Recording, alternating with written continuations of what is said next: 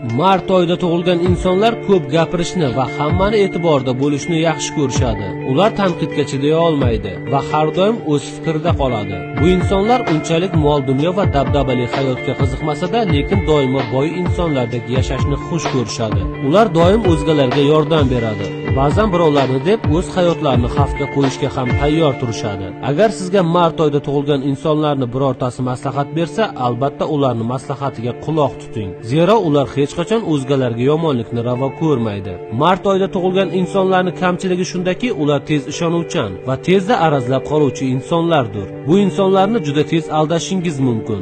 Lekin bir narsani unutmangki, ular sizga qilgan ishingizga tezda javob berdirishadi. Shunday ekan, bu insonlarni aldashga urinmang. Ular mardlikni xush ko'radi. Kim ularga mardlik qilsa, ular bu narsani yuqori baholaydi va u insonga ham mardlarcha javob qaytaradi. Mart oyida tug'ilgan insonlarning ichida juda ko'plab iste'dodli insonlarni uchratish